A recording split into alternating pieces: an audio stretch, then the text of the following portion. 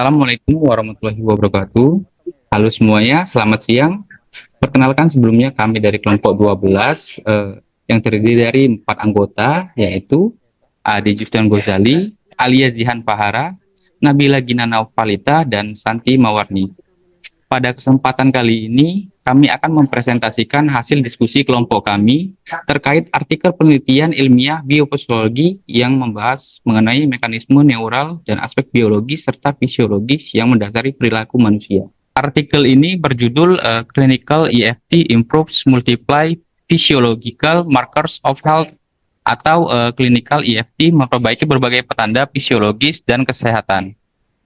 Jurnal ini ditulis oleh Donna Bates dan kawan-kawan yang diterbitkan pada Journal of Evidence-Based Integrative Medicine volume 24 halaman 1-12 pada tahun 2019. Selanjutnya masuk ke definisi konseptual. Di sini ada 3 konsep utama yang perlu didefinisikan secara konseptual dalam konteks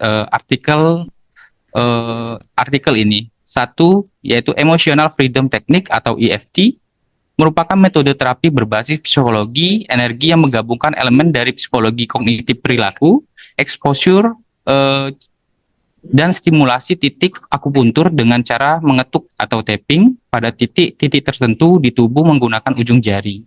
Lahirnya EFT pada tahun 1990-an oleh Gary Craig. Yang kedua yaitu kesehatan emosional dan fisiologis. Kesehatan emosional dan psikologis adalah keadaan kesejahteraan subjektif yang ditandai dengan rendahnya tingkat distres atau kecemasan, depresi, PTSD, nyeri, dan hasrat, dan tingginya tingkat afek positif atau kebahagiaan yang mencerminkan fungsi psikologis yang efektif dan adaptif. Yang ketiga yaitu penanda fisiologis kesehatan atau physiological markers. Penanda psikologis kesehatan adalah indikator biologis objektif yang mencerminkan tingkat stres atau regulasi endokrin dan fungsi sistem saraf otonom atau ANS dan kardiovaskular. Peningkatan dalam penanda ini yaitu penurunan kortisol, BP, RHR, dan peningkatan SIG-A dan HC.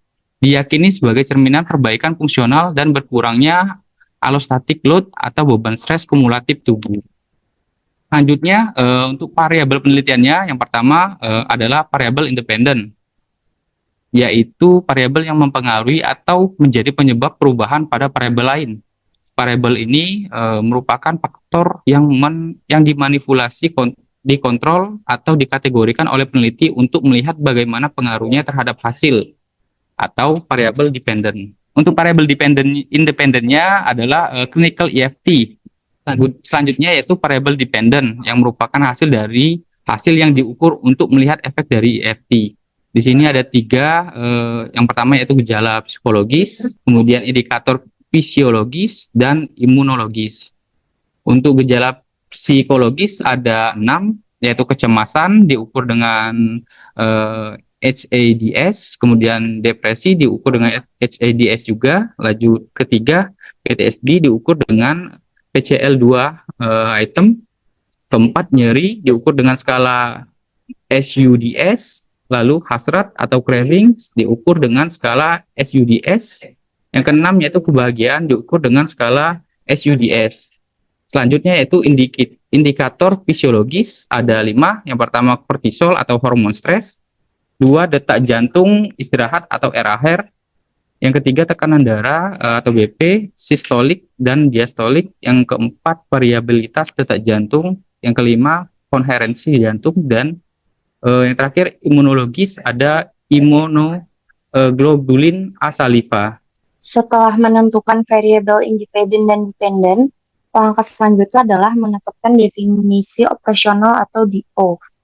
Definisi operasional menjelaskan bagaimana setiap variabel diukur secara empiris dalam studi tersebut sehingga konsep abstrak menjadi convert dan dapat dihitung. Yang satu yaitu EFT klinis, serangkaian intervensi dalam bentuk lokakarya yang disampaikan dalam format kelompok atau borrowing benefit oleh instruktur bersertifikat mengikuti protokol edisi ketiga dari The EFT Manual, yaitu EFT Manual 3rd Edition by Dawson Church PhD 2013. untuk menghilangkan aplikasi stres, trauma, kecemasan, dan PTSD. Untuk di bidang psikologis yaitu ADS atau Hospital Anxiety and Depression Scale, yaitu untuk mendeteksi gangguan kecemasan dan depresi ringan hingga sedang. Ada juga yaitu PCL atau PTSD checklist untuk menilai tingkat keparahan gejala PTSD. Ada juga happiness scale, yaitu skala kebahagiaan untuk mengukur tingkat kebahagiaan subjektif dan kepuasan emosional. Yang kelima adalah SUDS atau Subjective Unit of Distress Scale, yaitu alat ukur untuk meneliti EFT untuk menilai intensif emosi negatif. Ada juga untuk Saliva Test, metode non-invasif untuk mengukur kortisol dan CK menunjukkan respons stres dan relaksasi, digunakan untuk evaluasi efektivitas EFT. Yang ketujuh adalah di bidang fisiologis atau biofeedback, teknik menggunakan alat elektronik untuk memberikan informasi tentang fungsi tubuh, membantu individu mengontrol respon fisiologis terhadap stres dan mengukur perubahan terkait relaksasi dan keseimbangan emosional. Seperti yang disampaikan di awal, tujuan dilakukannya penelitian ini adalah untuk mengetahui apakah clinical EFT dapat meningkatkan indikator fisiologis dan mengurangi gejala psikologis.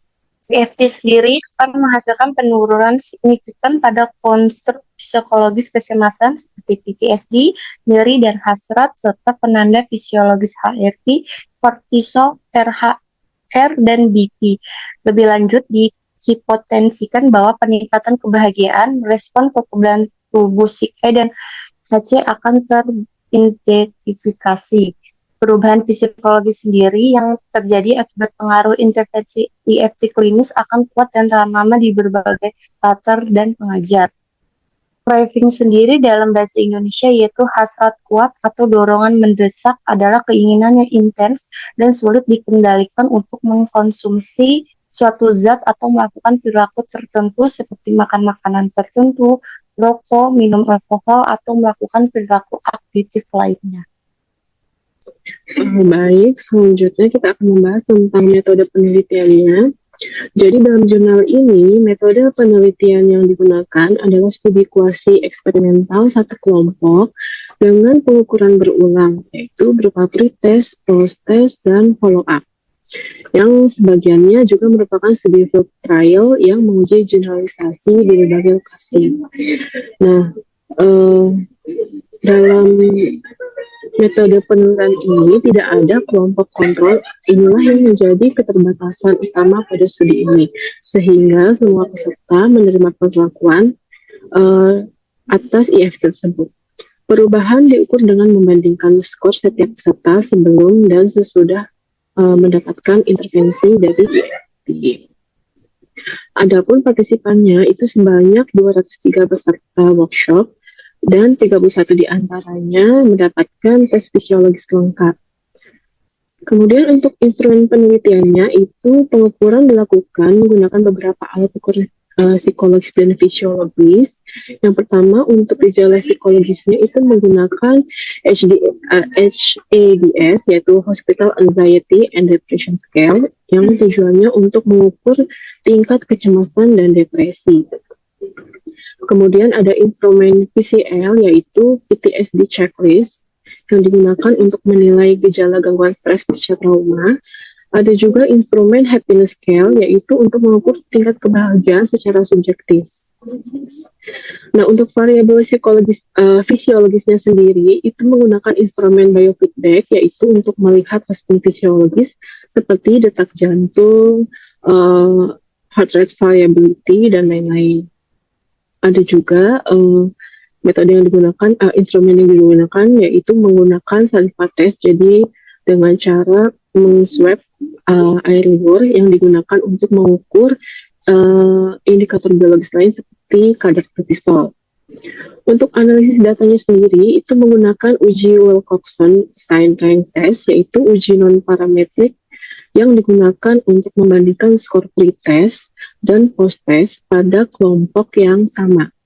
Analisis ini digunakan dengan perangkat lunak SPSS versi 24. Baik, untuk hasil penelitiannya, nah ini hasil penelitiannya ini di sini dibagi menjadi gejala psikologis dan gejala indikator fisiologisnya.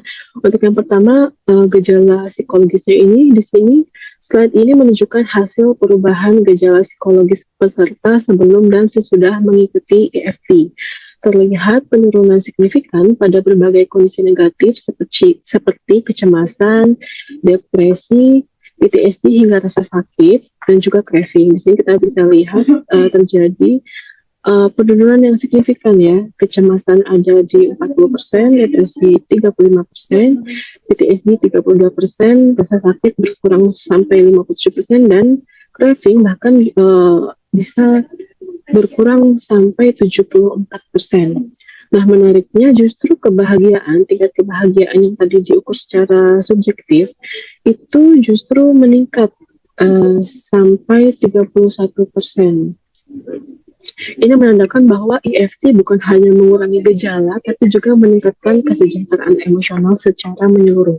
Jadi kesimpulannya, EFT ini sangat efektif dan cepat untuk mengurangi distres psikologis dengan manfaat inti itu utamanya untuk depresi sama PTSD yang cenderung bertahan kuat hingga 1 tahun. Nah, sementara itu ini adalah hasil penelitian pada dimensi penanda fisiologis dan saraf atau neural. Pada subsampel sebanyak 31 orang yang tadi diberikan tes secara medis itu, yang komprehensif, intervensi EFT menghasilkan perbaikan signifikan di berbagai sistem fisiologis yang mengindikasikan penurunan stres dan peningkatan fungsi tubuh.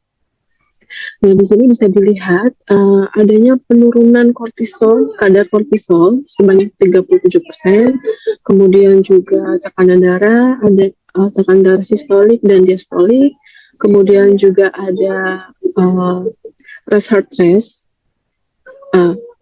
rest heart rate itu juga mengalami penurunan. Selain itu, heart rate variability dan heart coherency juga menunjukkan tren positif yang mengindikasikan peningkatan keseimbangan sistem saraf otonom.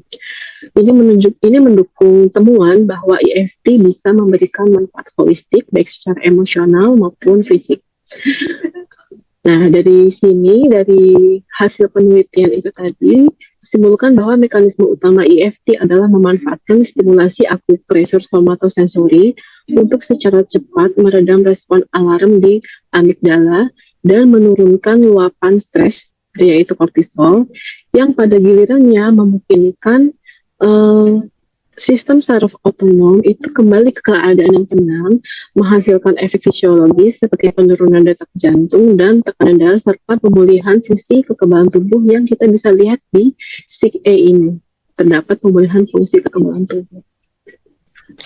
Baik, adapun keterbatasan penelitian ini diuraikan secara eksplisit dalam jurnal yang berkaitan dengan desain studi, pengumpulan data, dan uraian sampel.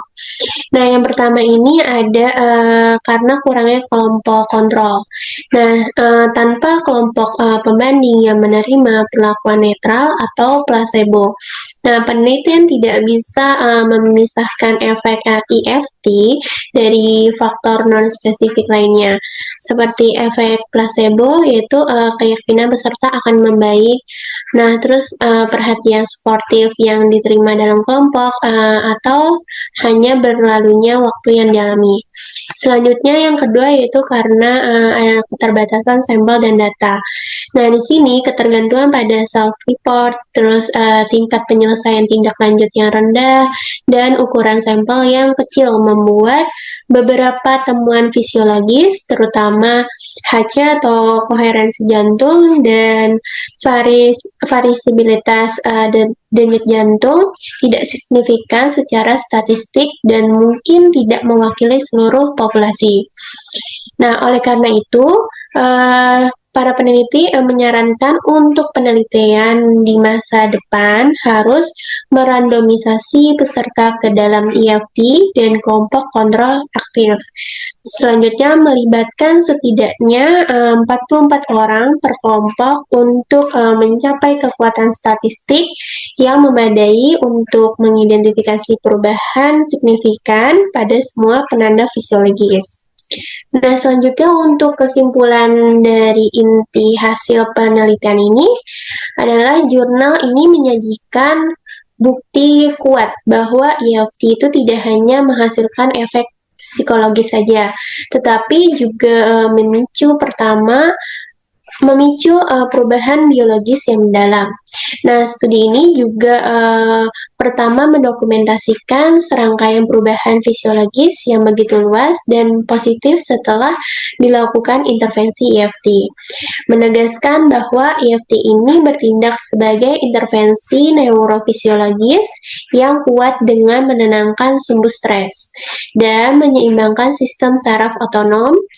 Selanjutnya, untuk secara keseluruhannya, EFT ini mengubah kondisi batin seseorang dari mode bertahan hidup menjadi mode berkembang, yang bercermin dalam perilaku menjadi lebih tenang, lebih rasional, lebih fokus, dan lebih mampu beradaptasi terhadap tuntutan kehidupan. Oke, baik. Demikian untuk presentasi kami dari kelompok 12 yang berjudul Clinical EFT Improve Multiple Psychological Marks of Health. Kami berharap untuk materi ini dapat disampaikan memberikan pemahaman yang lebih baik lagi. Terima kasih atas perhatiannya.